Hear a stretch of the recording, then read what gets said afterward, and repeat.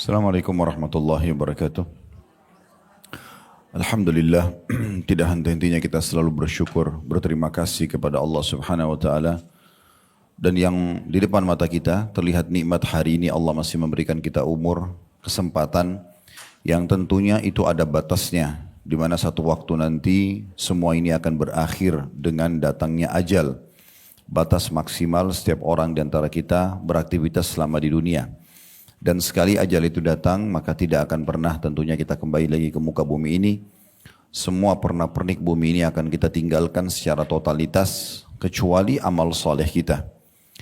Kami ingatkan kembali hadis di mana Nabi SAW mengatakan, kalau anak Adam meninggal dunia akan ikut ke kuburan 3, akan ikut keluarganya menemani dia, akan hartanya juga ikut ke kuburan, kena mengantar, misalnya mobilnya mengantar, serta akan ada amalnya. Dan akan pulang 2, keluarga dan harta akan pulang. Mereka, para keluarga akan beraktivitas seperti biasa, kemudian juga harta akan dibagi warisan, tersisa adalah amal soleh. Yang selama ini mungkin banyak di antara kita melalaikan, dari sholatnya, dari zikirnya, dari baca Quran, dan seterusnya, maka itu akan menemani kita nanti di kuburan. Harusnya setiap orang di antara kita sudah mulai menyadari, bahkan memang sudah wajib menyadari kalau batas waktu kita sangat sedikit atau sudah sangat dekat dari akhir daripada ajal. Maka setiap kali kita diberikan umur, seperti hari ini misalnya, coba maksimalkan. Kalau di masa lalu kita sudah beramal soleh, maka sekarang kita menambah amal-amal soleh itu untuk memberatkan timbangan amal hari kiamat dan tentunya memberikan derajat tambahan di surga. Dan kalau amal-amal soleh di masa lalu ada yang kurang, maka sekarang kesempatan kita sempurnakan. Kalau ada amal-amal soleh yang belum dikerjakan, hari ini kita mesti paksakan untuk bisa dikerjakan. Agar tercatat di buku amal kita sudah pernah mengerjakannya. Dan setiap orang harus segera menyadari dan menyelamatkan dirinya sebelum terlambat. Dan kalaupun di masa lalu kita memiliki dosa-dosa dan pelanggaran, maka hari ini kesempatan kita untuk meninggalkan sehingga atau kita bertaubat sehingga kita tidak perlu dihisap oleh Allah Subhanahu wa taala.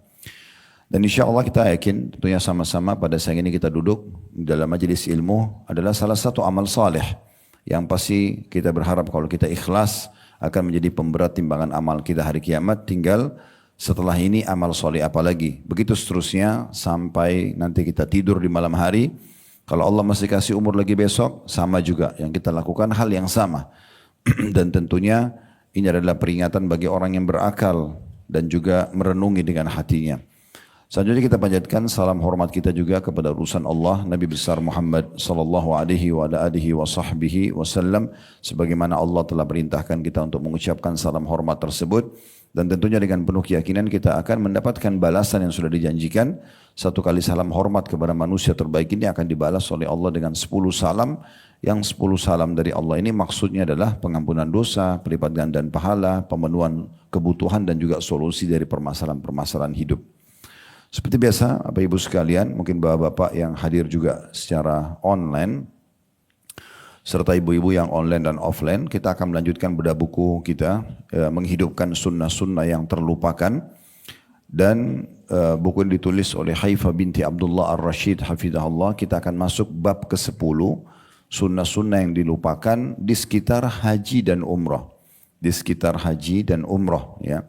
Karena banyak orang, subhanallah, pada saat dia pergi ke sana, terlalu banyak sunnah-sunnah yang ditinggalkan. Yang penting dia sudah berangkat, pulang dengan status sudah pernah haji ataupun umrah. Padahal sebenarnya terlalu banyak pahala-pahala yang dia bisa dapatkan selama prosesi pelaksanaan 2 ibadah ini. Nah, sebelum kita masuk ke poin-poin yang dibahas oleh penulis, seperti misalnya di poin A, takbir pada 10 hari-hari pertama bulan Zulhijjah. Kemudian juga ada menggiring atau membawa hewan ke tanah haram. Nanti akan kita paparkan itu insya Allah, ya.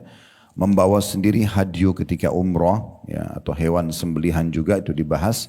Dan yang terakhir berdoa lama saat melontar jumrah pertama dan kedua.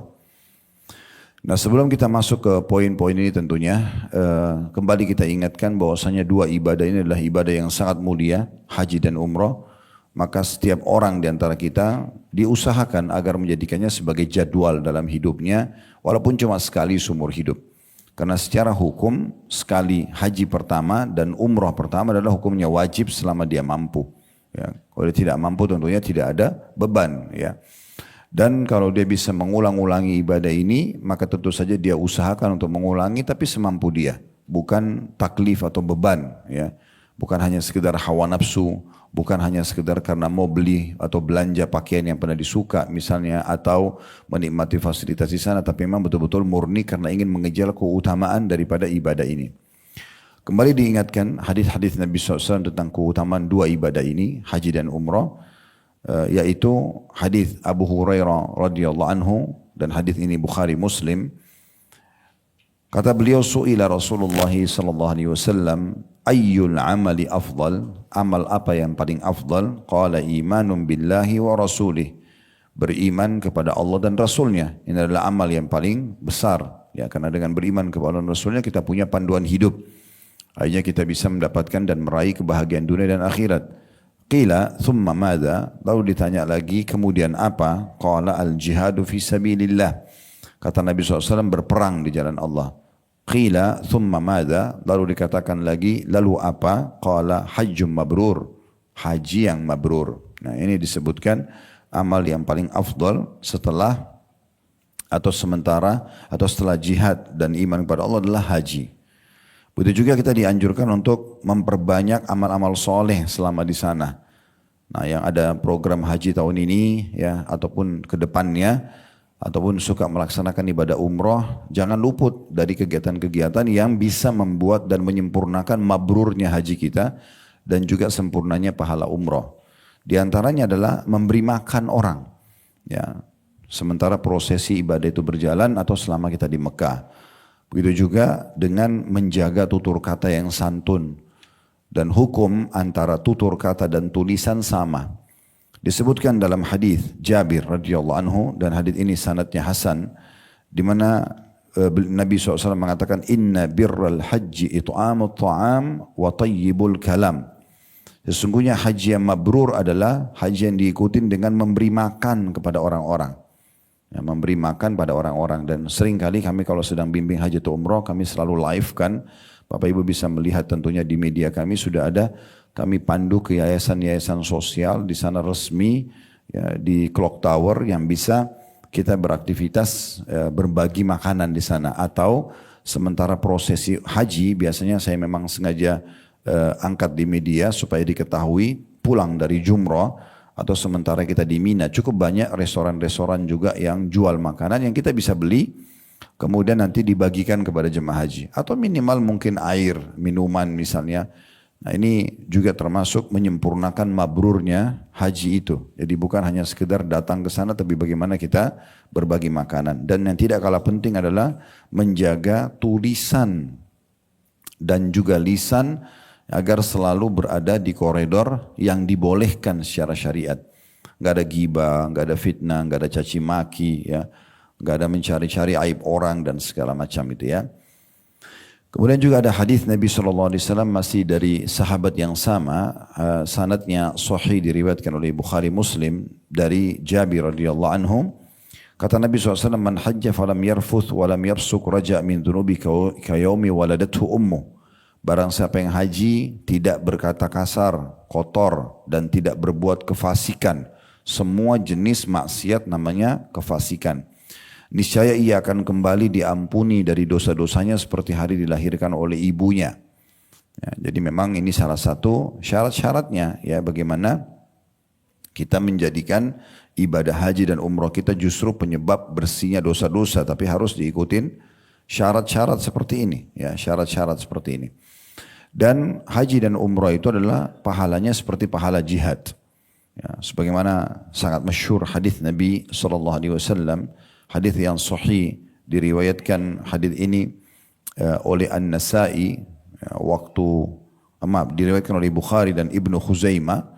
Riwayat Bukhari, Ummul Mukminin Aisyah, wanita suci dan mulia yang banyak dihina dan dicaci maki oleh orang-orang Syiah, dan kita sebagai ahli sunnah harus selalu membela beliau karena ini di atas kedudukan ibu kita. Semua istri-istri Nabi itu Ummul Mukminin, ibunya orang-orang beriman. Hukumnya di atas ibu kandung kita. Istri-istri Nabi harus kita muliakan. Allah mengatakan wa azwaju ummahatuhum. Dan para istri-istri Nabi itu adalah ibu-ibu mereka, ibu semua orang beriman. Nah, Aisyah radhiyallahu anha berkata satu waktu, qultu ya Rasulullah naral jihada afdalal a'mali afala nujahid. Qala la kunna afdalal jihadi hajjum mabrur. Beliau mengatakan saking semangatnya Aisyah radhiyallahu anha untuk menerapkan isi Islam, beliau mengatakan, ya Rasulullah, kami memandang bahwa jihad adalah amal yang paling utama. Besar banget pahalanya gitu ya. Karena pergi berperang, ada sendiri bahasan dalam kitab jihad, itu panjang sekali. Ulama-ulama hadis mengangkat bisa sampai ratusan hadis berhubungan dengan masalah jihad. Ya, maka beliau mengatakan mewakili para wanita, apakah kami pun para wanita berjihad? Atau mengapa kami tidak ikut berjihad para wanita?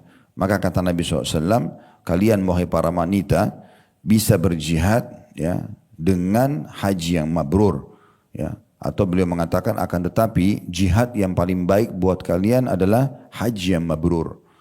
Jadi selama ibu punya kemampuan, haji dan umroh bisa dikerjakan ya, sehingga dia bisa mendapatkan keutamaan seperti ini.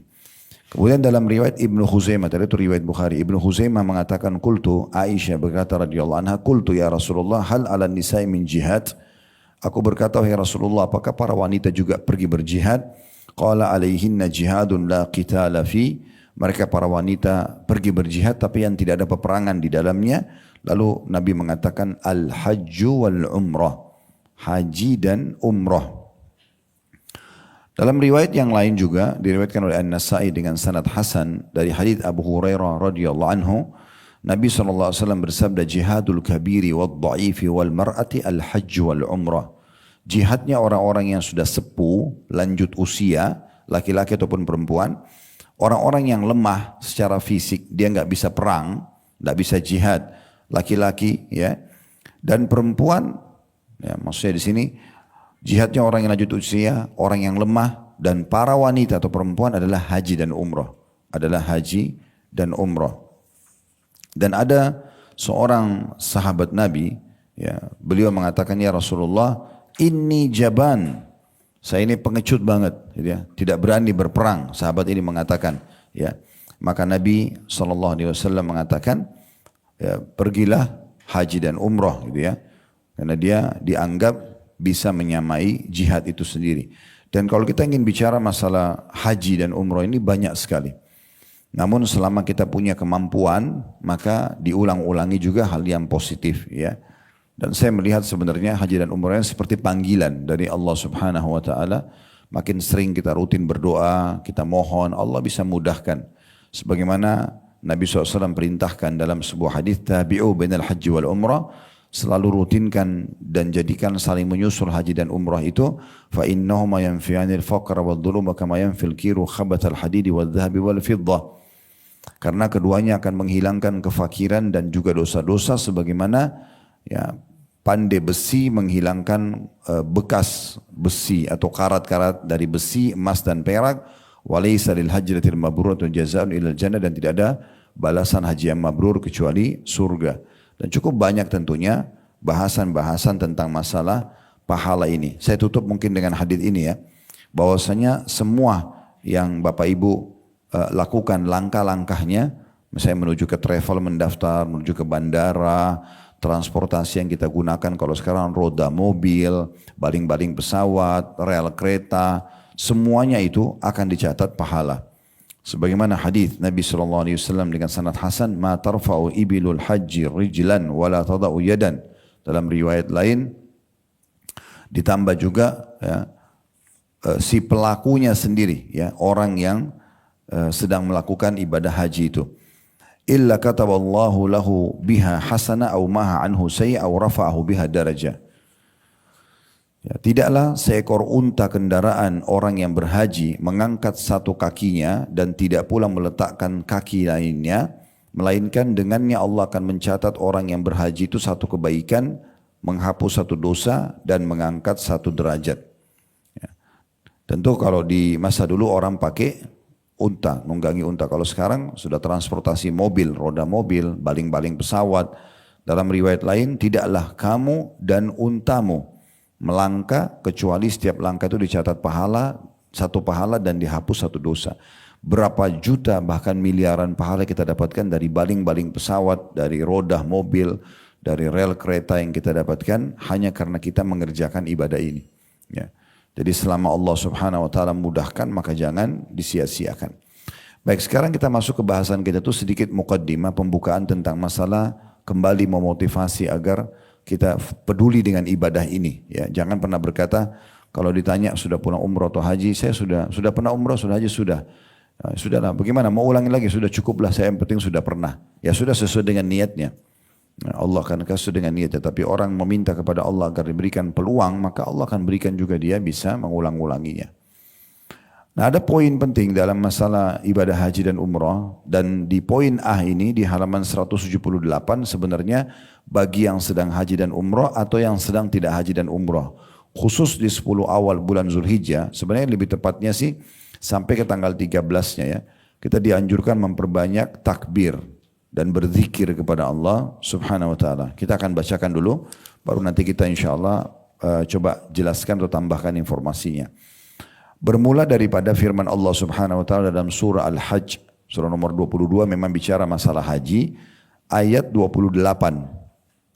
Bunyinya liyashhadu manafi'a lahum wa yadhkuru ismallahi fi ayyamin ma'lumat. Titik-titik. Artinya agar mereka menyaksikan berbagai manfaat untuk mereka dan agar mereka menyebut nama Allah pada beberapa hari yang telah ditentukan.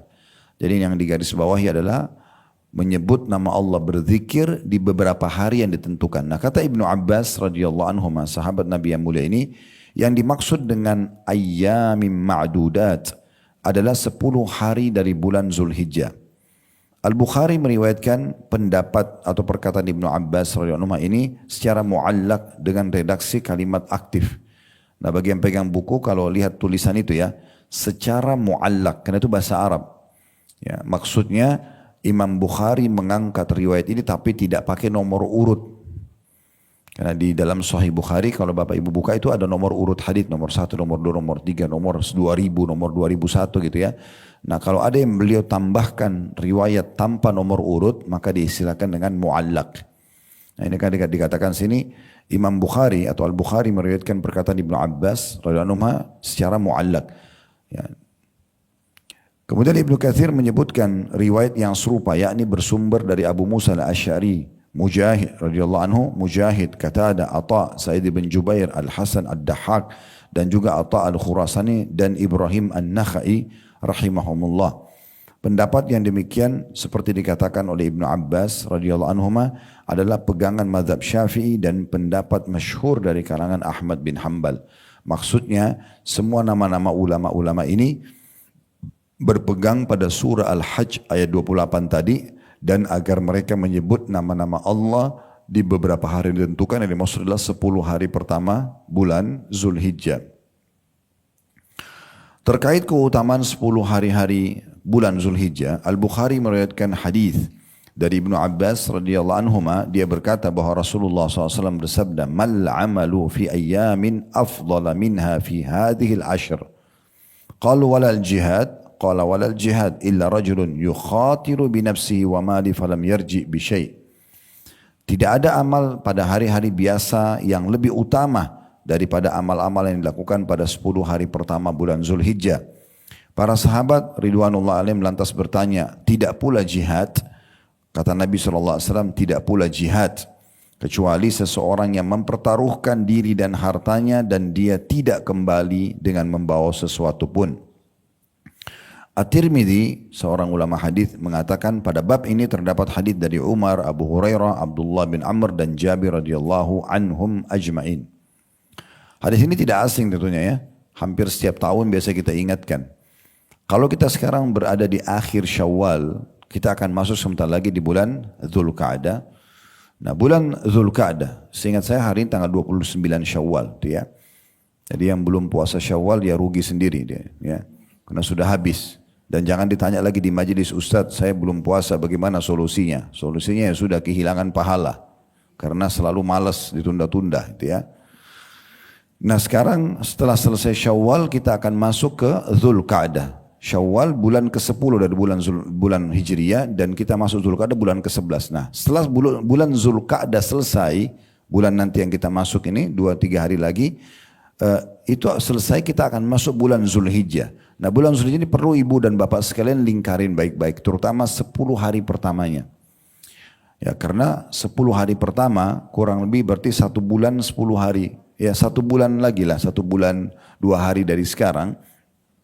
Itu kita akan masuk ke hari-hari emas semua muslim. Karena semua ibadah yang kita kerjakan di 10 hari pertama bulan Zulhijjah lebih baik daripada jihad. Ya, lebih baik daripada jihad.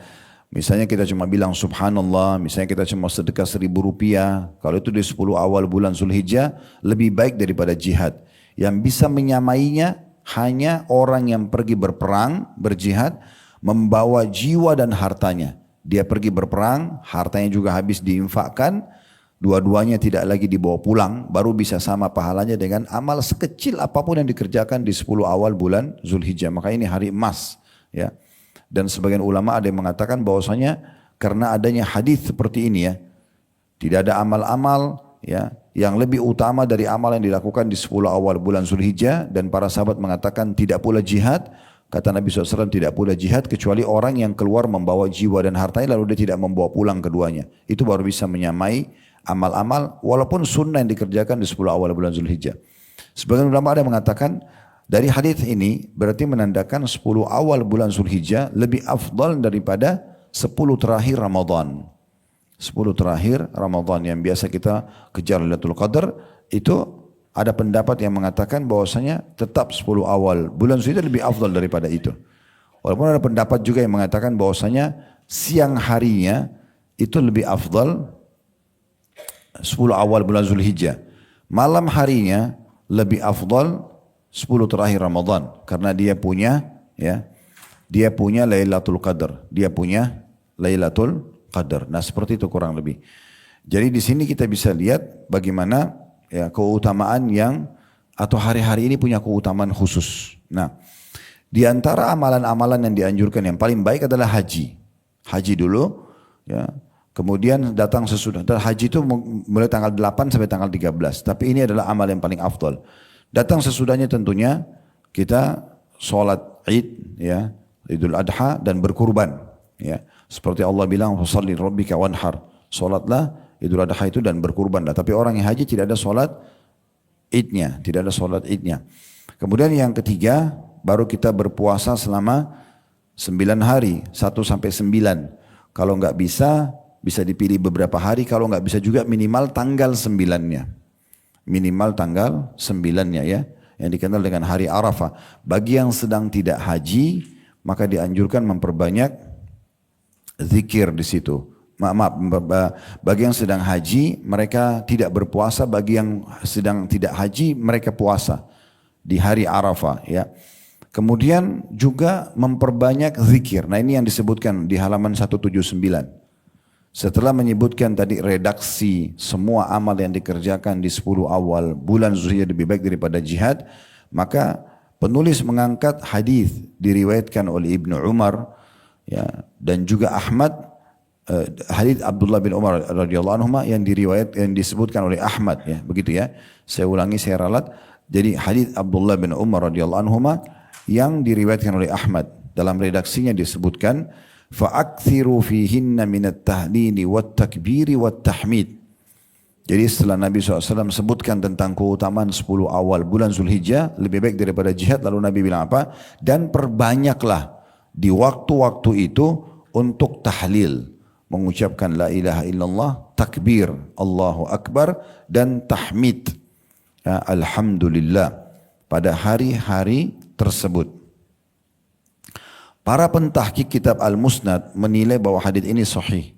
Nah, bagian-bagian buku tahqiq itu berarti dia menelusuri kembali, Bu ya, Bapak Ibu sekalian ya. Jadi ditelusuri kembali, kemudian dicari kesahihan riwayat itu, namanya ditahqiq ya. Kemudian kitab Al-Musnad, maksudnya musnadnya Imam Ahmad ya, karena buku hadisnya Imam Ahmad namanya dinamakan Musnad ya. Nah, di sini kita bisa lihat bahwasanya zikir-zikir ini adalah zikir yang paling mulia, la ilaha illallah, Allahu Akbar, dan dia juga mengatakan alhamdulillah. Dalam sebuah riwayat disebutkan tidak ada orang yang bertakbir, ya, bertalbiyah dan juga bertakbir kecuali diberikan berita gembira. Maksudnya di 10 awal bulan Zulhijjah. Lalu kata para sahabat, ya Rasulullah, apakah dengan surga? Kata Nabi SAW, iya. Jadi ada jaminan surga bagi orang yang banyak berzikir. Makanya di poin A ini disebutkan takbir pada 10 hari bulan Zulhijjah, gitu ya. Dan khusus masalah zikir-zikir ini penting sekali ya. Usahakan Bapak Ibu sekalian tidak pernah lepas lisannya, selalu berzikir dalam setiap keadaan. Ada satu riwayat unik ya. Hasan Basri rahimahullah pernah bertemu dengan seorang pemikul barang di pasar. Hasan Basri baru belanja ya, belanja di pasar dan dia butuh orang yang membantu untuk memikul ke rumahnya. Lewatlah satu orang pemikul itu. Lalu Hasan Basri minta agar dia membantu dan akan diberikan jasa gitu ya.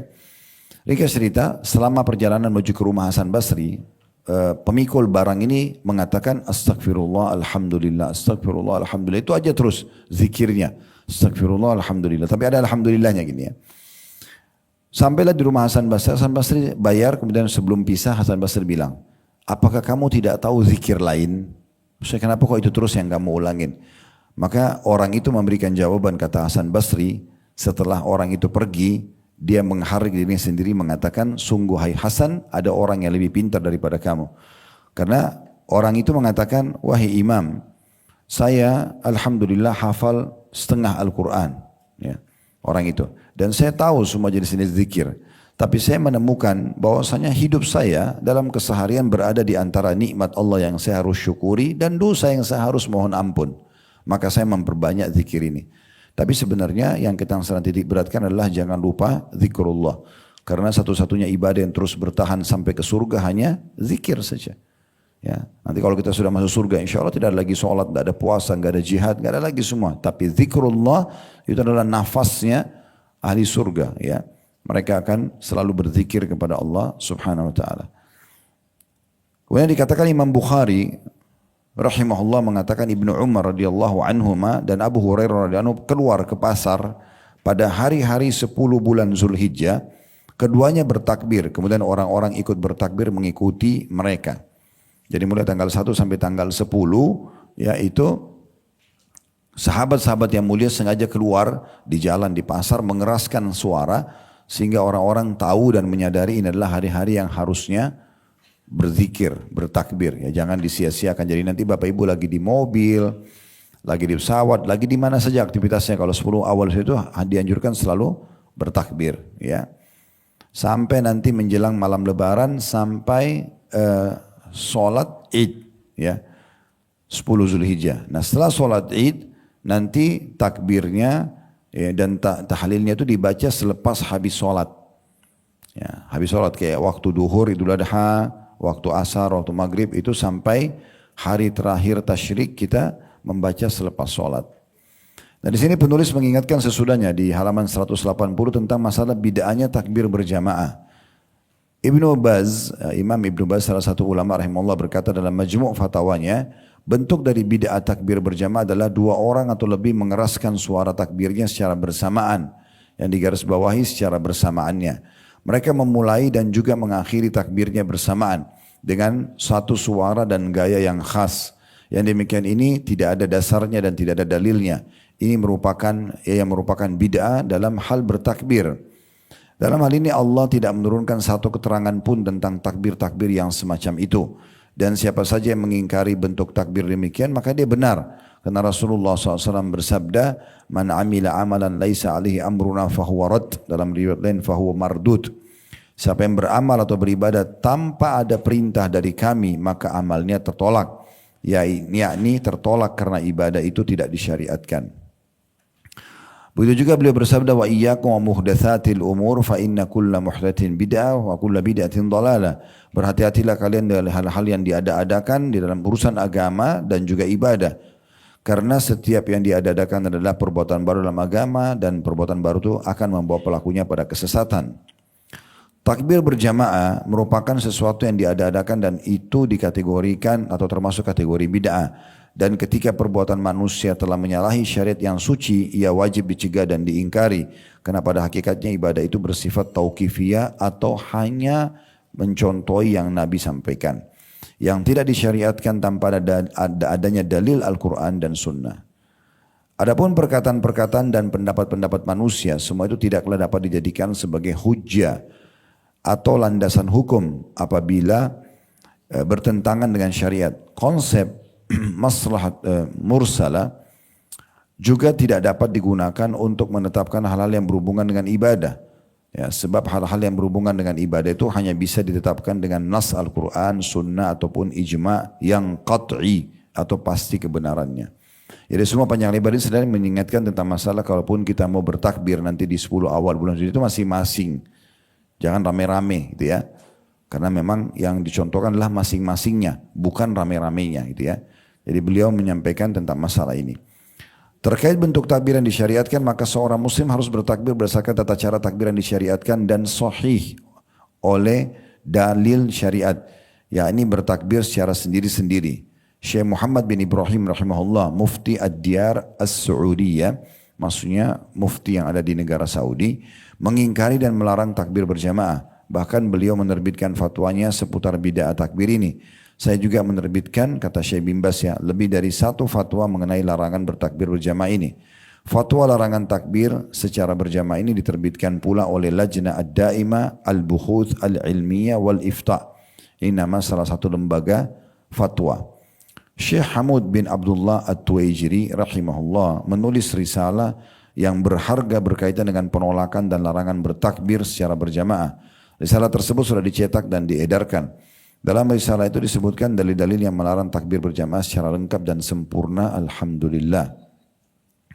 Adapun dalil yang dijadikan hujjah atau pegangan oleh Syekh Ahmad, seorang ulama yang pendapatnya dibantah oleh Bin Baz atau Ibnu Baz, adalah bersumber dari perkataan Umar radhiyallahu anhu ketika itu orang-orang tengah berada di Mina. Riwayat ini tidak dapat dijadikan hujjah atau dasar hukum sahihnya dalil takbir berjamaah. Sebab Umar dan orang-orang ketika itu tidak bertakbir secara berjamaah, tetapi mereka itu bertakbir mengikuti tuntunan syariat.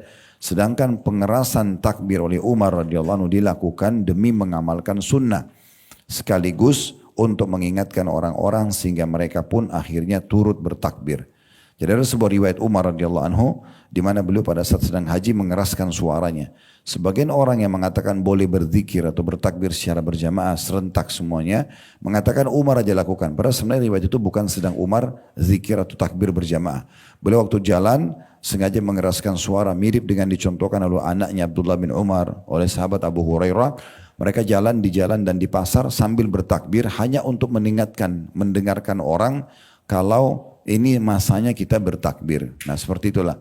Tapi bukan berarti beliau ngajak orang-orang kumpul lalu berzikir bersama-sama. Karena itu tidak dicontohkan. Itu tidak dicontohkan. Setiap orang pun bertakbir sesuai dengan keadaannya masing-masing. Tanpa adanya kesepakatan di antara mereka dan Umar radhiyallahu anhu sebelumnya. Yakni untuk bertakbir dengan suara keras dan serempak dari awal hingga akhir. Seperti yang dilakukan oleh mereka yang bertakbir jamaah saat ini. Maksudnya bukan yang Umar bukan mencontohkan seperti itu rame-rame tapi masing-masing. Seperti yang dilakukan oleh mereka yang bertakbir jamaah saat ini. Demikian yang diriwayatkan dari para ulama salafus saleh dalam masalah takbir. Semuanya mengikuti tuntunan syariat dan siapa saja yang mengingkari cara yang dilakukan oleh mereka maka hendaknya ia menghadirkan dalilnya. Maksudnya kalau ada yang mengatakan oh enggak kok boleh ya maka silahkan datangkan dalilnya. Supaya ibadah yang kita kerjakan di hari-hari yang sangat mahal ini, yaitu jangan sampai sia-sia waktunya. Kita sekarang masuk ke poin B-nya, sunnah. Jadi sunnah yang pertama itu memperbanyak takbir dan zikir di 10 awal bulan Zulhijjah, baik orang haji ataupun tidak haji ya. Di poin B-nya mengirim hewan kurban ke tanah haram. Beranjak daripada riwayat Aisyah radhiyallahu anha, dia berkata, "Kana Rasulullah sallallahu alaihi wasallam yuhdi minal Madinah fa'aftil ya qalaida hadihi thumma la yajtanibu syai'an mimma yajtanibuhu al-muhrim." Ya, artinya Rasulullah SAW mengirimkan hewan sembelihan haji dari Madinah. Lalu aku pun mengikatkan tali pada leher hewan kurban itu. Setelah itu beliau tidak menjauhi satupun amalan yang harus dijauhi orang-orang atau oleh orang yang sedang berihram. Imam Nawawi rahimahullah berkata, hadis ini merupakan dalil yang menyunnahkan. Jadi hukumnya sunnah secara fikih ya. Membawa hewan sembelihan haji ke Mekah. Adapun yang tidak pergi ke tanah haram, disunnahkan baginya untuk menitipkan atau mengirimkan hewan tersebut ke tanah haram. Dan disunnahkan pula agar hewan tersebut diikat dan ditandai atau ada isyarnya. Sebagaimana disebutkan dalam riwayat lain setelah ini. Sebelumnya telah disebutkan perbedaan pendapat ulama dalam masalah isyar atau penandaan hewan sembelihan. Madhabku, ini kata penulis ya, dan madhab jumhur menyunnahkan, maaf ini Imam Nawawi, beliau mengatakan ya, maksudnya madhab Syafi'i, madhabku dan madhab jumhur, maksudnya mayoritas ulama menyunnahkan untuk mengikat serta menandai hewan sembelihan hanya pada unta dan sapi. Sedangkan untuk kambing yang disunnahkan adalah diikat saja. Dalam hadis ini juga disebutkan sunnahnya mengalungkan tali di leher hewan sembelihan. Hadis ini juga menjelaskan bahwa orang yang mengirimkan hewan sembelihan ke tanah haram tidak membuatnya menjadi orang yang berihram. Maka itu dia tidak diharamkan melakukan apa saja yang tidak boleh dilakukan oleh orang yang sedang berihram. Lalu dikatakan lihatlah kitab Fathul Bari. Fathul Bari bagi bapak ibu yang belum tahu itu adalah kitab syarahnya penjelasan Sahih Bukhari. Ditulis oleh Ibnu Hajar rahimahullah. Jadi apa yang tadi panjang lebar kita baca ini perkataan Imam Nawawi rahimahullah menyebutkan tentang diangkat daripada hadis Aisyah, Nabi SAW pernah mengirim hewan sembelihan haji dari Madinah. Ya. Tentu di sini banyak penjelasan para ulama. Ya. Tapi yang jelas sunnahnya adalah memang Nabi contohkan begitu. Ya, kalau di masa kita sekarang mungkin tidak memungkinkan kita membawa hewan kecuali orang-orang itu berada di sekitar situ. Contoh misalnya ada orang dari Taif, kota-kota dekat dengan Mekah ya, sehingga mereka memang naik kendaraan transportasi darat.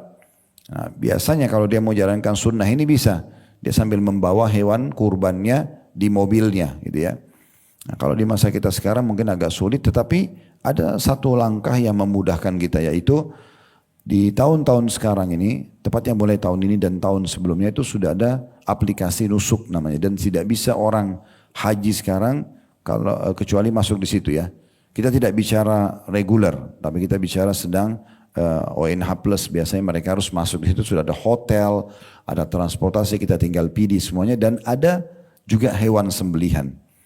Nah ini kita harapkan mudah-mudahan dengan kita bayar paket itu, akhirnya kita seperti memang membeli hewan itu di daerah atau wilayah haram. Ya, karena memang mereka menyiapkan di sebelah sana atau di sisi sana. Allahu a'lam.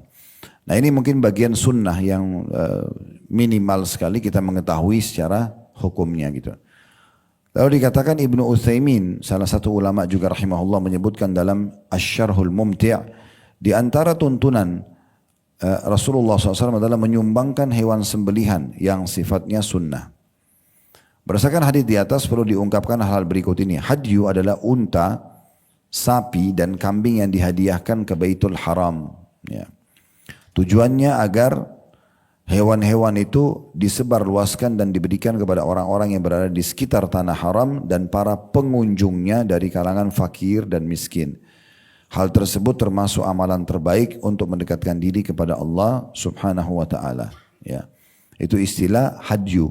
Ya, hadyu ini bisa untuk orang haji, untuk orang umroh. Orang yang sedang tidak berihram pun kalau dia mau berkurban dan dia serahkan di sana, itu juga insyaallah kita berharap lebih baik pahalanya gitu ya. Qala'id adalah bentuk jamak daripada kata kilada, yakni sesuatu yang melingkar di leher hewan. Orang-orang membuatnya dari kulit, bahan sandal, benang-benang kulit wol, ya, dan sejenisnya yang fungsinya agar dikenali bahwa hewan itu hadyu sehingga tidak diganggu. Ya, maksudnya supaya ditahu memang ini hewan yang diberikan untuk ya Baitul Haram, ya, Masjid Haram, ya, dan akan disembelih dan dibagikan untuk orang-orang fakir miskin di sana gitu ya. Mereka tidak melakukan hal itu ya sebagai tamimah, bukan jimat atau penolak ain, penyakit yang disebabkan mata, sebagaimana anggapan orang-orang yang tidak mengetahuinya. Jadi maksudnya hewan kurban itu disunnahkan untuk dipasang tanda di lehernya.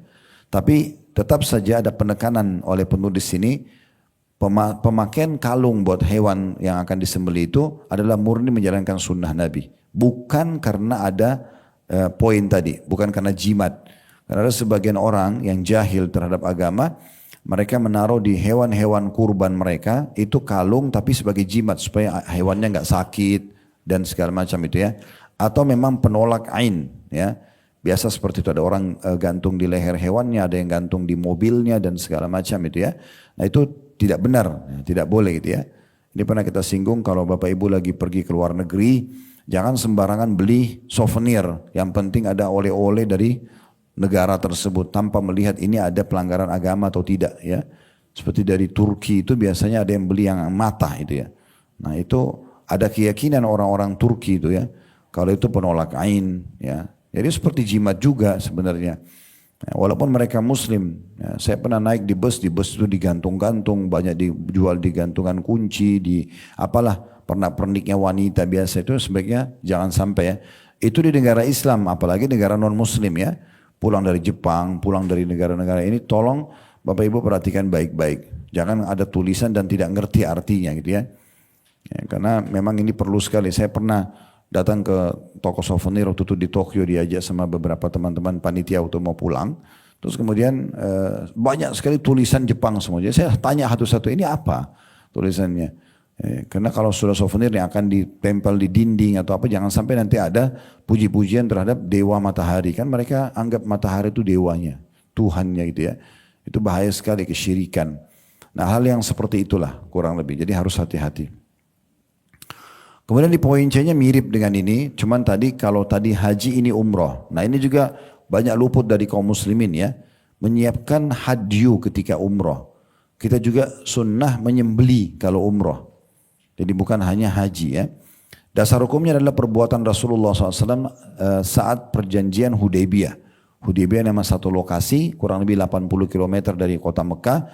Di situ pernah Nabi SAW datang dengan muslimin sekitar 1.400 orang. Kemudian mau umroh, tapi mereka ditahan oleh orang-orang musyrik Mekah. Terjadilah kesepakatan Hudaybiyah yang isinya sebenarnya Nabi SAW boleh umroh tapi tahun depan, dan Nabi penuhi itu. Riwayat yang pertama dari Abdullah bin Umar radhiyallahu anhuma, dia berkata anna Rasulullah sallallahu alaihi wasallam kharaja mu'tamiran fahala kuffaru Quraisyin baina wa bainal bait fanahara hadiyahu wa halaka ra'sahu bil Hudaybiyah. Rasulullah SAW keluar untuk melaksanakan umroh. Jadi bukan haji di sini ya, tapi umroh. Namun kaum kafir Quraisy menghalangi beliau untuk memasuki Baitul Haram atau Baitullahi Haram. Yang maksudnya adalah Mekah atau Ka'bah. Maka beliau pun menyembelih hewan hadyunya dan kemudian beliau SAW mencukur rambutnya di Hudaybiyah. Jadi bagi orang yang pergi ke Mekah umroh, tentu sekarang saya bilang tadi agak sulit kalau kita membawa hewan kecuali orang-orang di sekitar situ ya. Orang-orang Arab Badui yang tinggal di dekat-dekat dari Mekah, mereka bisa melakukannya. Nah tapi kalau kita minimal kita bisa melakukan dengan membeli hadyu ya. Memang walaupun kita umroh. Tadi saya bilang ada yayasan-yayasan sosial memang yang menyiapkan itu, atau Bapak Ibu bisa bicara dengan travelnya akan membantu nanti. Nah, ini riwayat menjelaskan bahwasanya memang ada hadyu, ada hewan yang dikurbankan untuk Baitullahil Haram, ya untuk Masjidil Haram, dan nanti tentu bukan untuk masjidnya secara khusus, tapi memang disembeli di situ, memuliakannya masjid tersebut, kemudian kita bagikan dagingnya kepada orang-orang yang tidak mampu. Nah kalau sekarang kita sudah bisa titipkan ke yayasan sosial itu. Dari riwayat ini juga kita ambil pelajaran kalau ada orang yang sudah terlanjur pergi umroh, kemudian terhalangi karena peperangan, ya, maka dia tahallul, kemudian dia kembali ke negaranya. Dia tahallul lalu dia kembali ke negaranya walaupun dia belum melaksanakan ibadah itu. Itu yang dicontohkan oleh Nabi SAW. Riwayat yang kedua dari Marwan ibn Miswar bin Makhramah radhiyallahu anhu, keduanya berkata, dari Marwan dan Miswar, dua orang sahabat. Marwan sahabat, Miswar juga sahabat. Maka dikatakan keduanya berkata, kharajan Nabi sallallahu alaihi wasallam amal Hudaybiyah fi bid'a asyrata mi'atan min ashabihi. Falamma kana bidhil Hulaifa qallada al-hadya wa ash'ara wa ahrama minha. Nabi SAW keluar dengan kurang lebih 110 orang lebih sahabatnya, pada tahun kesepakatan Hudaybiyah hendak menuju ke Mekah. Ketika sampai di Dzul Khulaifah, yang biasa dikenal Bir Ali, tempat niatnya orang-orang Madinah, beliau mengalungi hewan hajunya, menandainya dan juga memulai ihram dari mikat ini atau Dzul Khulaifah.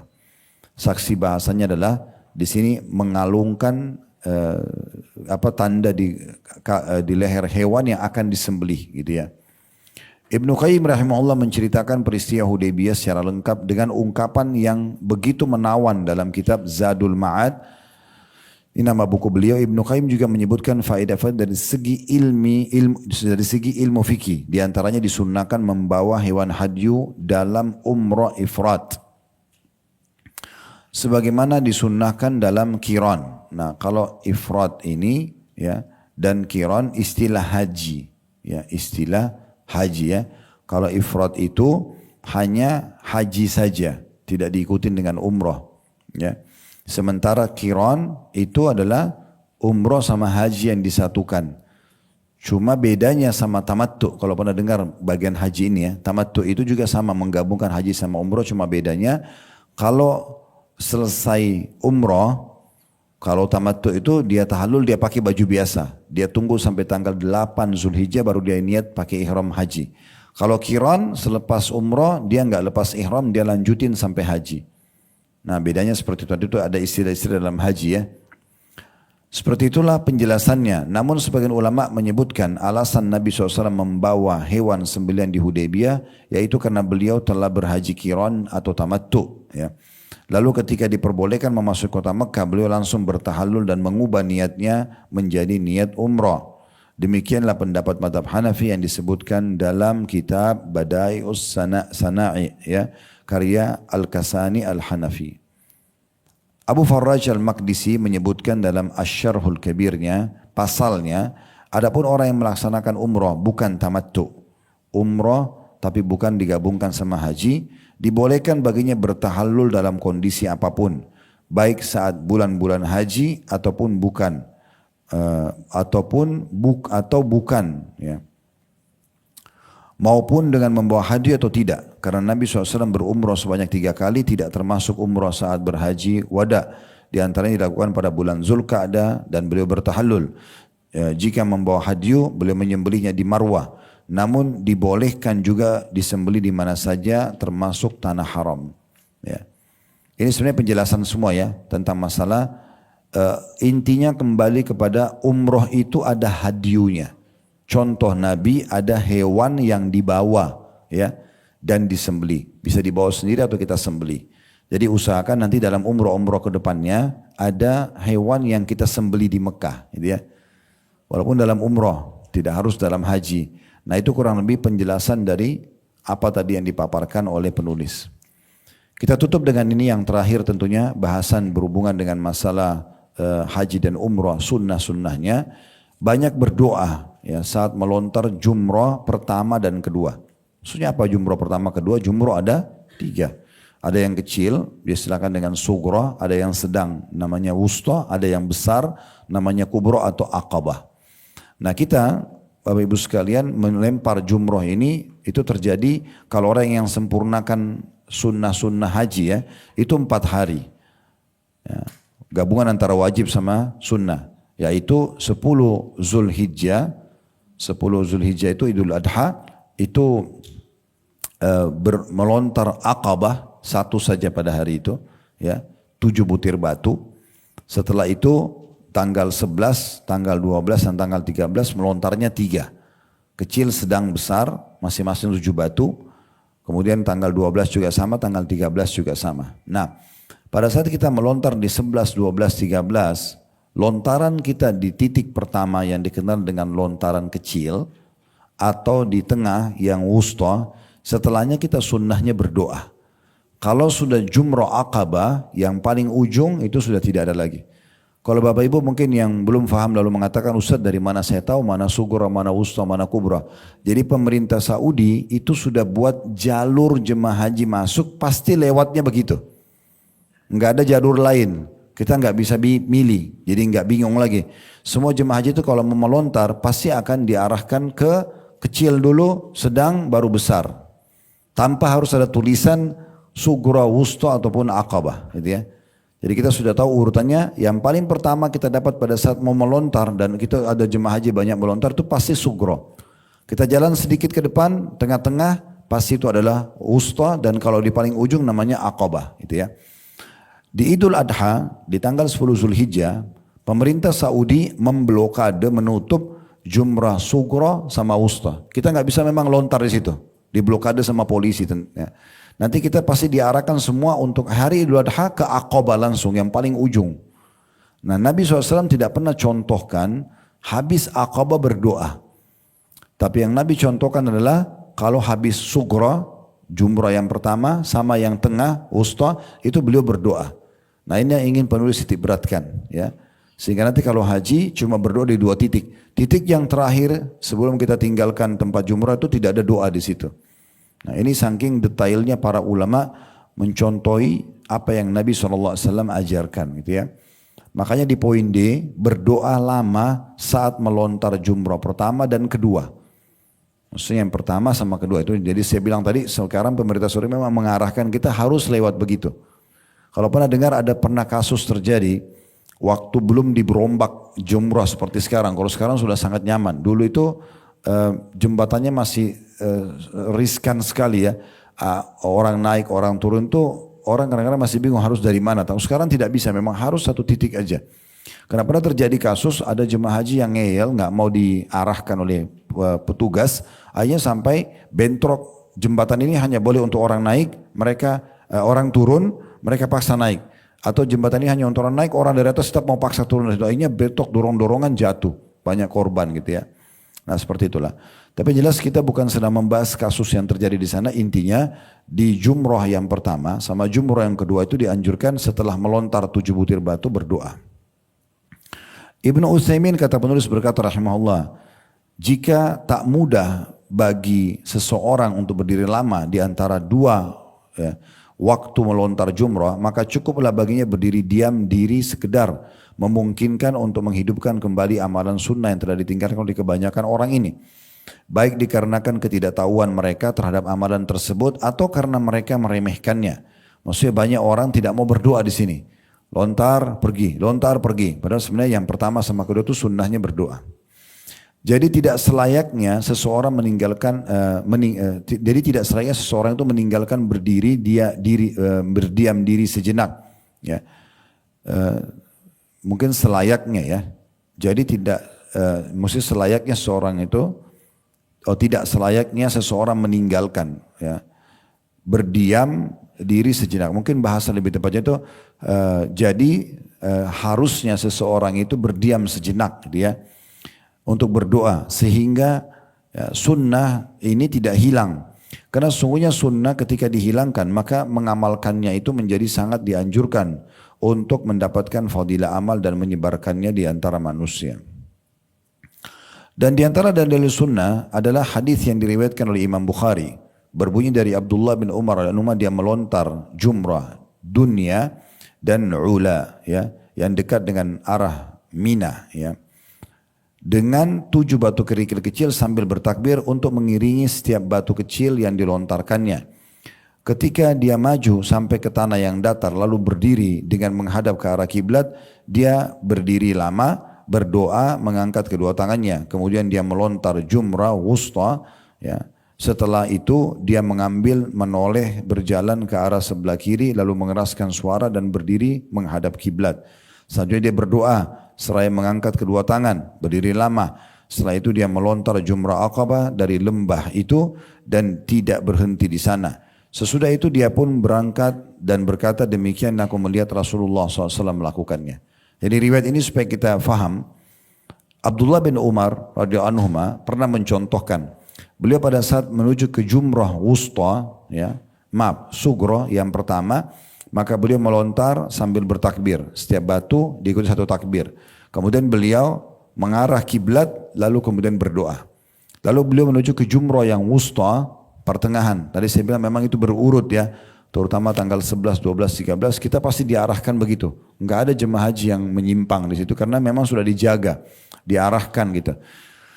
Kemudian dia melontar sambil bertakbir setiap batu lalu berdoa lagi di Jumrah Wusta. Nah setelah itu Abdullah bin Umar setelah berdoa di dua titik ini pada saat menuju ke Aqabah beliau tidak berdoa lagi lalu beliau pergi. Nah seperti itu kurang lebih. Kalau ada yang bertanya Ustadz kan di sini disebutkan Abdullah bin Umar menghadap kiblat. Dari mana saya tahu kiblatnya? Kiblat itu ada di Jumrah sekarang ditulis arah kiblat.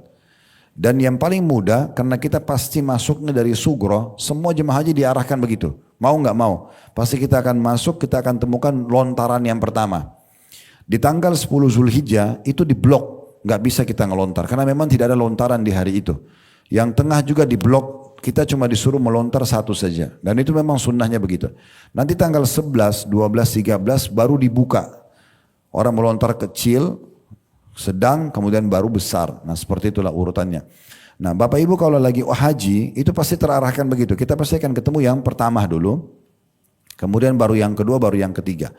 Nah kalau Bapak Ibu lagi menghadap ke arah Jumrah itu, dinding yang kita akan lempar batu kerikil kecil, di sebelah kiri kita itu arah kiblat. Pasti arah kiblat. Ya, dan dari situ kita bisa lihat karena terbuka tempatnya, kita bisa lihat clock tower.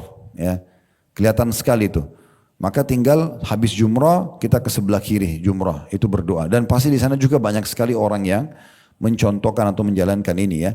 Jadi semua itu akan terarah dengan sendirinya. Oleh karena itu untuk mengetahui mana Sugro mana Wusta itu terpandu dengan sendirinya. Untuk mengetahui kiblat juga kita akan tahu sebelah kiri Jumrah dan orang-orang juga pada berdoa di situ. Kurang lebih ini saya permudah untuk memahami riwayat Ibnu Umar tadi, gitu kan? Kurang lebih seperti itu. Dan juga supaya tidak luput faedah penting, melentor Jumrah ini usahakan dikerjakan sendiri. Nah banyak ibu-ibu kadang-kadang mewakilkan. Boleh nggak diwakilkan? Boleh. Ya. Tapi di masa sekarang sudah tidak perlu diwakilkan. Kecuali kita sakit benar-benar. Ya. Karena luas sekali tempatnya. Luas sekali. Ya. Besar, luas, bertingkat-tingkat gitu ya. Orang mau di lantai 1 bisa, di lantai 2 bisa, 3 bisa. Saya biasa bawa jemaah sampai ke atas banget gitu ya. Jadi nyaman banget. Tidak ada sesuatu yang menghalangi kita untuk Jumrah. Terlebih lagi ada hadis Nabi SAW, setiap batu Jumrah yang dilempar itu akan menggugurkan satu dosa besar. Batu kecil, hitungan detik, Allahu Akbar lempar. Satu itu menggugurkan satu induk dosa besar. Sementara selama haji kita melontar 70 batu. 70 batu. Di Idul Adhanya 7 butir. Di tanggal 11, ya, hari tasyrik pertama 21 batu. Karena 3 titik, 777. Tanggal 12 sama, 3 titik, 7 kali 3, 21 juga. Di hari ketiga tanggal 13, di hari keempat Jumrah, hari tanggal 13 itu juga 3 titik kecil sedang besar. 21 juga, 7 kali 3. Kalau kita gabung 21, 21, 21 tambah 7, maka itu semua 70. Artinya memang orang selama haji, kalau dia tulus dan Allah mudahkan, itu terbersihkan dari 70 induk dosa besar. Makanya sangat wajar orang kalau dikatakan pulang dari haji itu seperti baru dilahirkan oleh ibunya, ya, karena luar biasa memang pembersihan dosanya. Nah ini tadi yang memotivasi kami kenapa saya pengen sekali tadi menyebutkan sebagian kecil ya dari keutamaan haji supaya menjadi dan umroh supaya menjadi motivasi buat kita. Ibnu Hajar rahimahullah berkata dalam Fathul Bari ini sebagai penutup ya.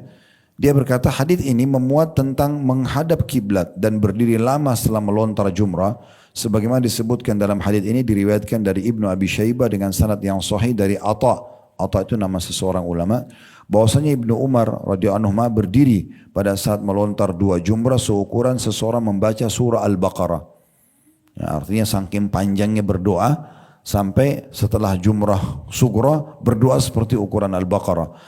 Pindah ke wusta berdoa lagi begitu dan seterusnya. Tapi perlu digarisbawahi ya, jangan sampai diambilin secara letterlet.